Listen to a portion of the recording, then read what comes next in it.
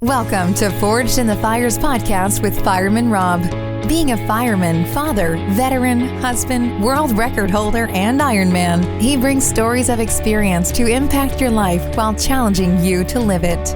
What do you want from your life? Why do you want it? Are you willing to go through the challenges to get there?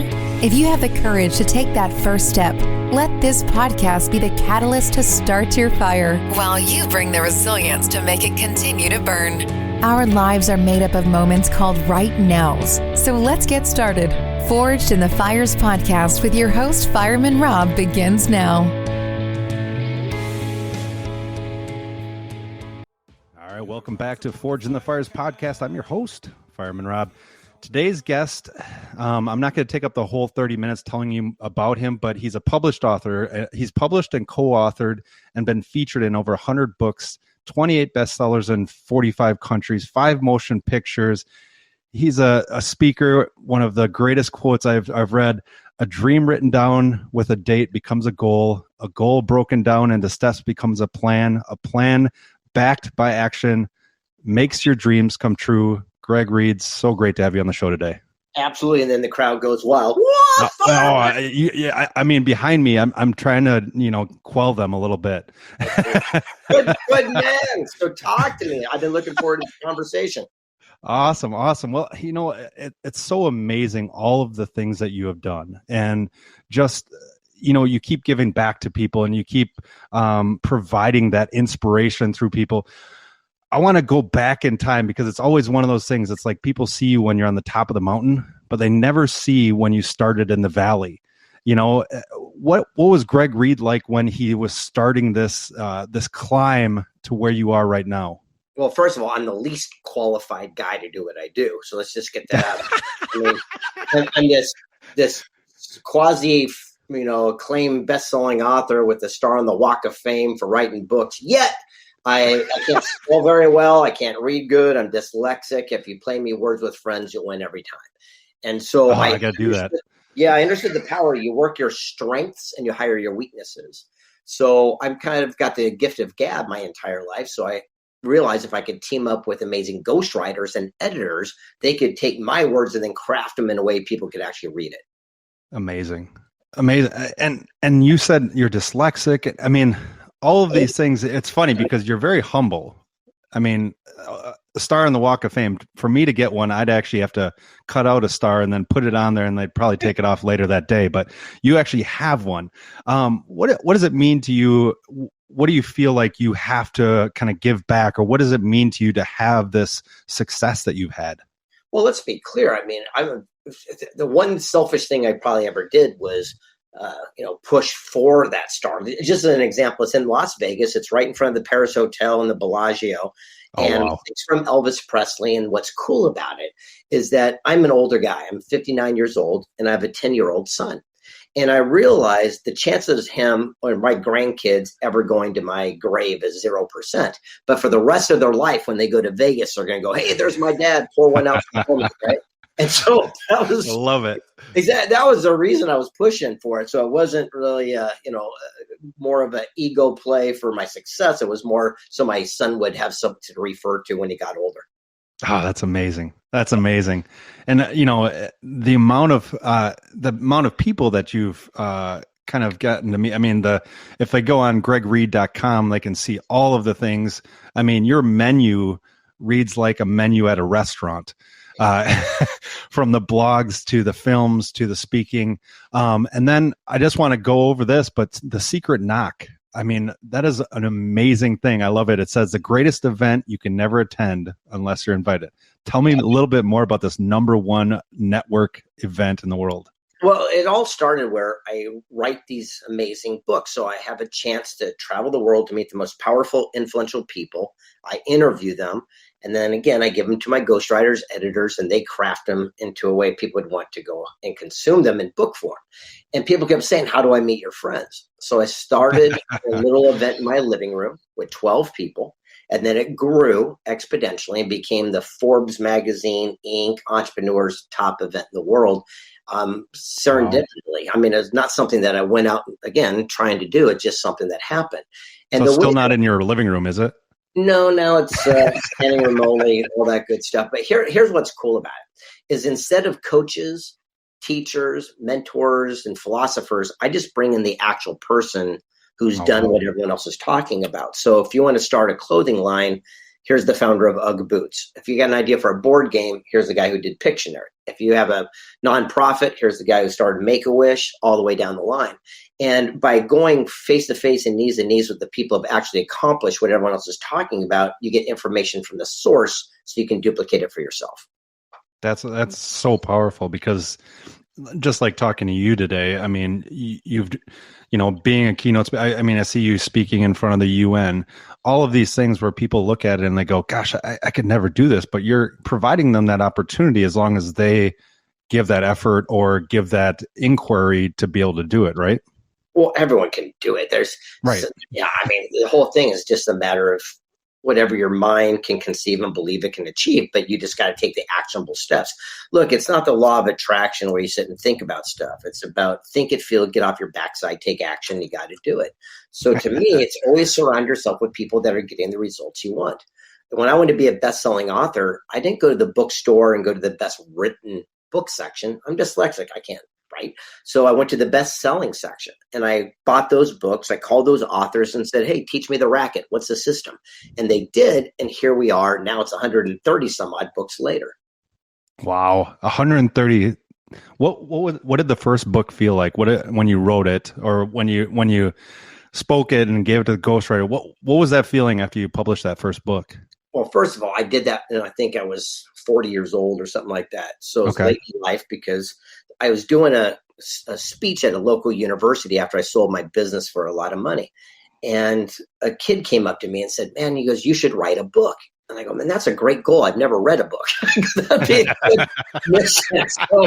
So a coloring book is what you're saying. Exactly. So when you do a book, you write something called a query letter. It says who you are, what's your message, why are you an expert, who's going to read your book. I sent 8 of these out every single day to come back to the mailbox and have 8 rejections. And I was turned down 268 times in a row from agents, publishers, printers, everyone telling me it would never work and give up, don't quit my day job. And I just knew I was onto something. I didn't hope or wish or believe. I knew I was onto something. I just didn't know how. And so finally, I asked one of these publishers, I said, why are you rejecting me? And they said, well, you're dyslexic. You can't spell. It's horrible. And I said, that's fair. And so I got a ghostwriter. They recrafted it, went on to become a juggernaut called The Millionaire Mentor. And that quote you just said came from that first book that was turned out 268 times in a row. And that quote has been shared supposedly like 37 million times already. And so the moral is, if I would have quit after 50 rejections or 100 or 174 or 212, 30 some odd million people would not have got that message that you just quoted. Now I have to ask you, did you go back to that person publisher that you asked, what's wrong with it? Why did you not take this? Did you go back to that publisher, or was it another one?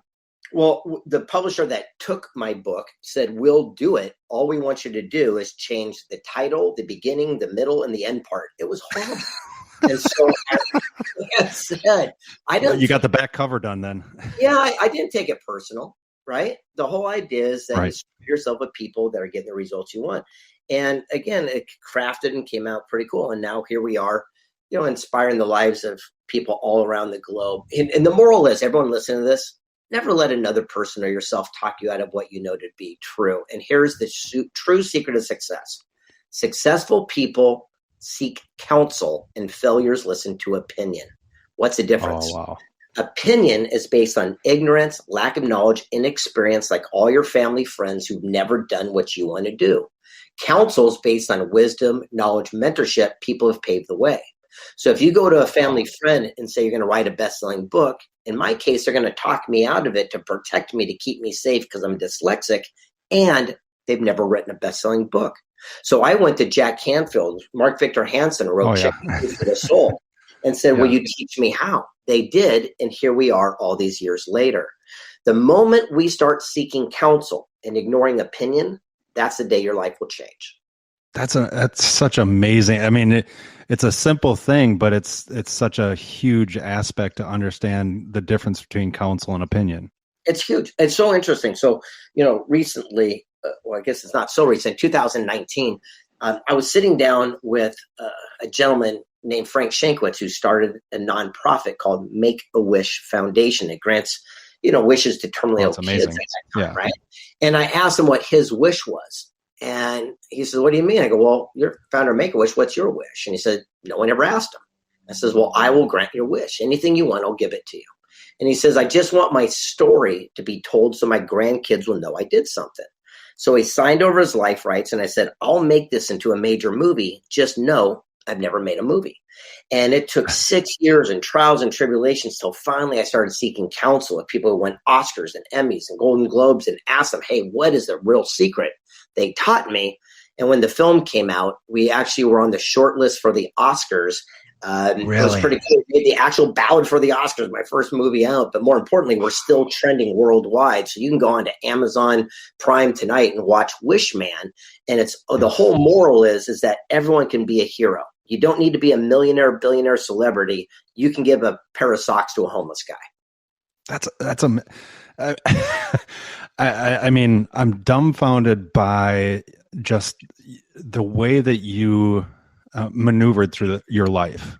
It's so amazing. And I hope people take away a lot of this stuff from you, because even if they take away one thing, because it's so powerful, what you're saying is like, you didn't give up after, 268 people said no. You didn't know how to make a movie, but you're like, well, where do I go to find somebody to make a movie? That is key. Yeah. And now this is where everyone listening is going. And I promise you, people listening are saying, well, that's easy for you to do because you're whoever. Yeah. First of all, you've never heard of me. Nobody's ever heard of me before. So that's the same situation I ran into. So here's what I did. They said, hey, you need to write a screenplay.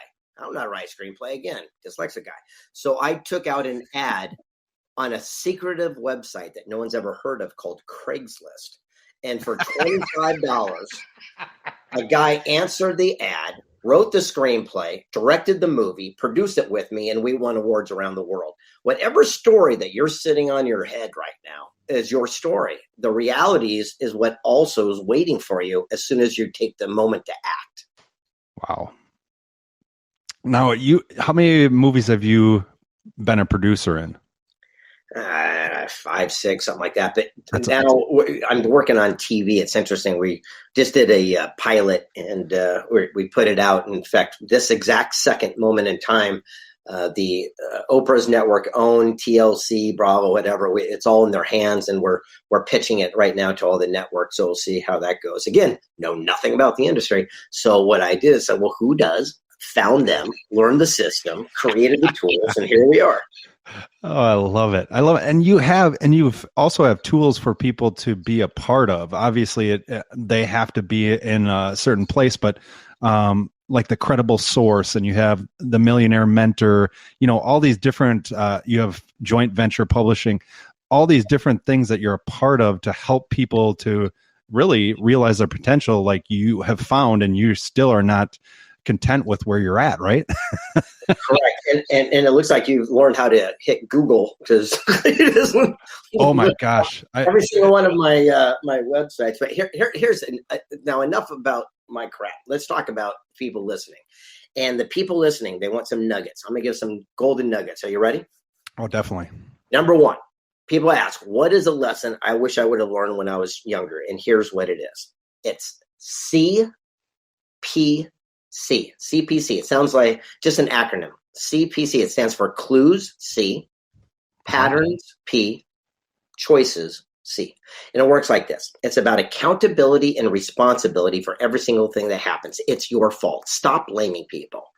But what happens is if I go out on a first date, I'm a single guy, and the woman happens to be 20 minutes late, anything could have happened, but there's a little red flag. That's the first C. It's a clue.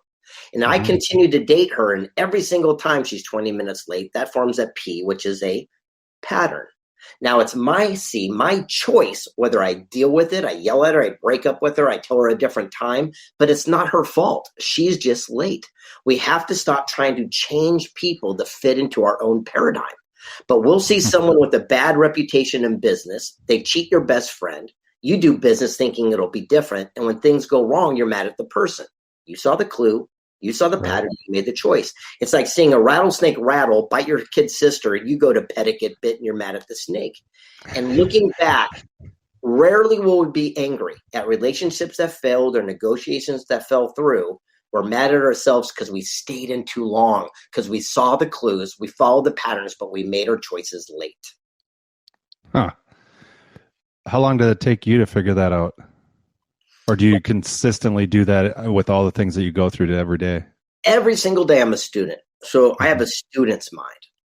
And a student's mind is the most powerful thing you can have. So I've been working on a documentary and a book for the last year. It's called The Secret of Happiness. And every single time I go out and go, oh, this is the secret of happiness, I'm proven incorrect. And it's astonishing and great at the same time. And that's what I think is my passion to go forward, because you're always learning, you're always discovering. And then we get to share these nuggets along the way.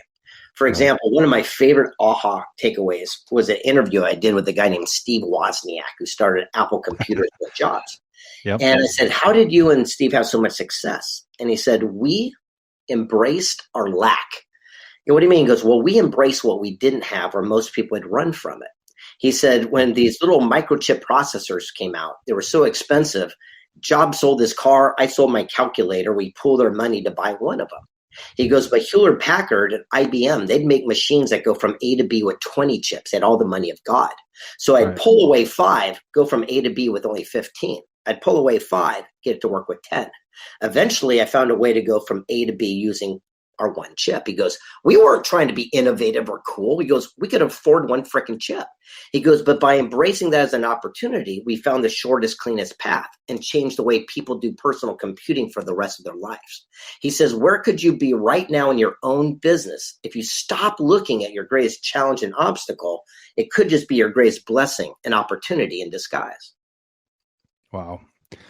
That's so true. And, I want to kind of equate it back to, in essence, some things that in the first responder community, a lot of people deal with mental health. And that's a perfect analogy that you just said, stop looking at the challenges and struggles and kind of move forward from those. Is there something that in that realm of mental health that you've figured out? I mean, from being as successful as you've been, being in the circles, having seen the failures, there has to be some kind of inner voice that you've developed. And how did you develop that to continue yourself to be positive and move forward? This is going to sound so simple. It's the 100% rule. So, for example, everyone listen to this. Every challenge, as long as you're alive, every challenge, every obstacle that you've faced, you found a way to overcome. You were batting 100%. 100%. So every time I've ever crashed a car, I've got a better car. Every time a girl broke up with me, I got a better girl. And so to me, I'm an evolutionary animal. So when something goes wrong, I just go, woohoo! I go, man, something others come in. Because that's the way it is. That's 100% for me. So that's how I look at it. So when things don't go as expected, I look at the opportunity in disguise. Oh, wow. So now you're talking about, you're creating a book about happiness. Now, with being somebody who is constantly looking for greater things to do, right? Constantly looking, like you said, you're somebody who's constantly evolving and learning. How do you find that happiness when you're saying, hey, maybe I can do this a little better? Yeah, I'm not a perfectionist, so that will never pop up. I believe in the difference between that gives people peace of mind, so to speak, is the difference of understanding detachment and non-attachment. And here's the thing. Detachment means you just don't care. You're not attached. Non-attached means that I give everything the best that I can do, and then I let it go. So, for example, every time I write a book, man, I'm all in. This is the best thing. I focus on it, but as soon as it's released, whether it's a bestseller or people like it or not, that's not my job. That's not my responsibility. Mine is just to do the best I can do. And so I live a non-attached lifestyle. And by doing that, it gives you the freedom to go to the next project. That's huge to have that non-attached. I totally understand that concept, because a lot of times when entrepreneurs are in their beginning, they have this passion for that product that they have or this business idea, and it's not all or bust, and they don't understand that that attachment has to be not all or bust, right?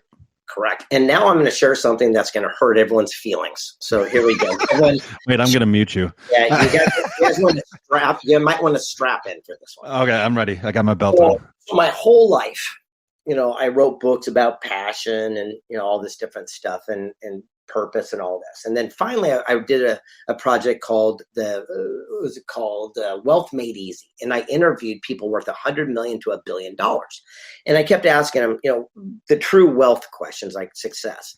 And one person I sat down was worth multi-billions, and I said, "Why are you so wealthy and I'm not?" I go, "I don't get it." I go, "I've got the same connections, I got the same passion, I got the same thing, got the same." And he goes, "Oh, that's easy, Greg." He goes, "It's because you believe all the BS lies that you're spreading to the world." He goes, "We hope you continue to do that because you're continuing to make us wealthy." And I said, "What do you mean?" And he goes, "You're the greatest purveyor of the lie that's been told and spread to the world." And he goes, "Would you please continue to make those bumper stickers for us?" And I go, "What's that?" He says, "To go find your passion and the money will follow." And I go, "What are you talking about?" And he says, "Look," he goes, "here's the bottom line." He goes, "Somebody could go and work their whole life as a welder, an admirable profession. They retire, they got a little nest egg, and they open up a yogurt shop." He goes, "What happens is that 90% of businesses that fail their first year isn't because they have the startup capital or their passion. It's because they're a welder and not an ice cream maker." He goes, "But since it's their baby, their passion, they hold on too long. And like an anchor sinking down in the water, they pull their car, their house, their boat." He goes, "We come in and buy that pennies on the dollar." He goes, "Keep telling people that." And then he pulled out his phone and went to my Instagram and it said, "Follow your passion and not a paycheck." And he goes, "That's why you're broke, you dumbass." And I went, and he says, "Do you think that the Gettys that built America or the sheiks in the desert have passion for crude oil under their feet?" He says, "Do you think Waste Management has passion for dirty diapers and rotten cheese? Do you think the aggregate dealers have passion for sand and gravel? They built every ballet, the coliseums, the universities, everything you know and love." He goes, "What we do is we look for every opportunity to build wealth and prosperity, and we use that money to finance our passion." He goes, "You guys just do it in reverse." He goes, "But I own the Coliseum and the football team that people following their passion are giving their brain matter on the field for millions of dollars." He goes, "I'll do that exchange every day of the week." Right. That's a hard, like you said, you're going to make a lot of people cry. But that's a hard thing for people to take. Is that if I follow my passion, I should be able to enjoy life. But conversely, once you think wealth can be both financial and, in essence, personal. Correct? Two different stories. So again, go back to read all my books about passion. Look, if you want to be a first responder and that's your passion, if you want to be a politician or biologist, then I'll give you a whole nother story. And I give you a whole nother equation. But I'm talking about people that truly want some prosperity and wealth to finance it is what they want to do. It's two different topics. Right. So it's the same thing. But listen to this. And this part is just sit on this. Everyone listening. Every person has met a millionaire that lost all their money. And know how they lost it? 100% of the time, following their passion. He goes, but not one billionaire has ever lost their money because it's just business. Right. That's so true. It is true. It's a hard statement for some people, but it's such a true statement. Yeah, it's just interesting. And so, again, non-attachment, detachment, right? So what I do is, as a student, I go on these missions and I meet these people and I go, what is this? What is this? What is this? And then I'm open-minded to the answer. And it's very, very interesting. Now, if you want to live a purpose-filled life, I give a completely different answer. Then it's, the whole success equation, which is a whole nother little airy-fairy thing that sounds great at the end of the day, but I'll give you guys that one so you have both sides to be fair. Right. So that one is P plus T times A squared plus F is success. And it sounds like a math test. It's not. But you watch these talent shows on TV. These kids show up and they're full of P, which is called passion. Unfortunately, a majority of them suck. So if you're passionate about singing and you suck, will you have success in your life? And the answer is no, unless you're William Home, right? It's just not going to happen. But if you're passionate and you have the T, which stands for talent, you have a shot. But if you're passionate and you're talented, things start lining up. But you have to do the first A, which is action. You got to do something with that God-given gift. But without the second A, you'll never make it. And that is association. But watch how this lines up. If you are passionate about singing and you are talented, you're willing to take action and pay your dues and put in your time, you associated and aligned with someone in the music industry, you can open the doors and add the F, faith, that that's your journey, then you will find your success. And here's the part that gets really interesting. You don't always have to be the starring role. One person came to me one time and he was a janitor and he was great at it, by the way, and he loved it. His grandfather and father were all janitors. He loved it. And he also loved basketball. And I said, well, let's do the same success equation. Your passion is basketball, but your talent is janitorial. I go, could you imagine getting a job at the Staples Center where every single day you're around all your heroes and athletes, and you're performing what you did and you're doing your God-given gift and you're supplying a greater life for your kids and generationally? That is also a success equation. So again, it can go both ways depending upon how you look. But if you want to be wealthy, look for opportunity, capitalize on it. But if you want to find your passion and your purpose, follow success equation. That just blew my mind, both of those, because that's such a great, it's two different paths. And I don't think a lot of people understand that. And I think that's what I'm saying. You got to put on your big kid shorts and sit there and look at it. I'm not wearing any shorts right now. Nice. I don't want to see that, but they're good for you. You know what's interesting? The more you look at it, one of these other billionaire guys I was talking to when I was doing Wealth Made Easy, he says to me, here's the difference between you and I. He goes, you're such a nice guy, and that's what holds you back. And I go, what do you mean? He says, well, let's say someone wants to sell an airplane and someone wants to buy a plane. He goes, you're such a nice guy, you'll put them together. I go, absolutely. He goes, that's why you fail. I go, what do you mean? He goes, all I do is the same exact thing, but here's what wealthy people do. I go to the guy selling the plane and say, hey, if I find a buyer, can I get a 10% commission? He's going to say, heck yeah, I want to sell this plane. Then I go to the other guy and say, hey, if I find you a plane to buy, will you give me free airline tickets to Hawaii once a year? Heck yeah, I've always wanted a plane. Then you connect them. It's the exact same outcome, except this one, everyone's sharing. Wow. And it's just a different thought, frame of mindset. It's just a different mindset. And that's what successful people do. So the whole idea is, rather than get butthurt about everything, start looking at the opportunities that are around us, because what's common sense to you is genius to somebody else. And whatever you're looking for, someone else is looking for it in return. Like Rumi said, whatever you seek is also seeking you. All right, there you go. Oh, well, Greg, this has been an amazing half hour with you. I mean, I can't thank you enough for coming on today. Make sure you go to gregreid.com. I always end my podcast the same way. Are you ready for 3 questions? Let's go. All right. First question. If you could go back to your 18-year-old self and tell yourself one thing, what would that be?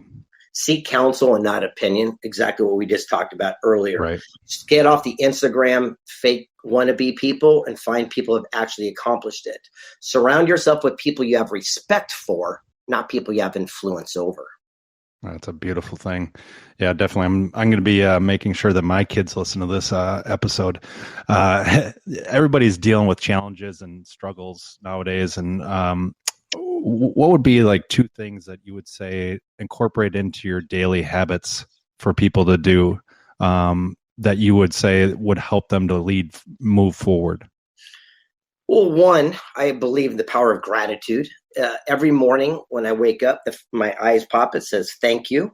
And I say good morning to myself every single day. And when I go to sleep, I say, thank you and good night. And because I truly have an attitude of gratitude when it comes down to the opportunities in life that unfolds in front of us. And then door number 2, again, I'm very important understanding of surrounding yourself with people that you have respect for and not those you have influence over. If we keep hanging out with starving artists, we're just going to be another starving artist. If I wanted to be an artist and be successful, I'd sit outside an art gallery and I'd see who walks out with what paintings. And then I'd reach out to that artist and say, what do you do different than everyone else? Why are they buying your paintings? And get counsel. It sounds so simple, but think about it. If you're going to go in any sales position where you're going to sell a house or a car, I'm going to start that day and say, please put my desk next to the person who rings the bell the most, because I want to learn from somebody who's actually doing what I want to do myself. That's perfect advice right there. Now, this last one is actually going to be interesting. I'm interested to see who you pick. So if you could sit at a firehouse table and have coffee with three people, they could be deceased or alive, who would those three people be and why? And the firehouse table, you can ask any question they have to answer. All right, this is an interesting one. I'm going to go Billy Joel because he's the only celebrity I have not actually sat down and met that I truly want to. And I would ask him questions about the songs that he wrote, but more importantly, how he's touring today and not coming out with new songs. I'm curious to see how someone can be such a legend and their brain not want to create more. Door number 2, I would sit down with Edison because I believe Edison was not the person that people made him out to be. And so I would ask him the truth behind research and development and find out how his mind thought of surrounding himself with some amazing people where he put his name on the brands that they created. And last but not least, this is a good one here. I'm going to go with, are you ready for this one? I'm ready. I'm going to go down with Jesus. And I would ask him if he is the person that people claimed him to be, or is he the person that created the philosophy he wanted other people to follow? Because I realized that Jesus was not a Christian, Buddha was not a Buddhist, and Muhammad was not a Muslim. Is the people that followed them that created these religions. So I'd love to see his thoughts. Greg, you've been an amazing person. I mean, the amount of knowledge that you have bestowed upon us today is amazing. Well, there you go. And thanks for having me. It's been an absolute pleasure. And I look forward to chatting again soon, brother. Thanks for listening and supporting the Forged in the Fires podcast with Fireman Rob. Remember, don't forget to like and subscribe to this podcast, and please share this episode with a friend or family. To find out more about Fireman Rob or reach out about a question, go to www.firemanrob.com. Until next time, live your life forged in the fires.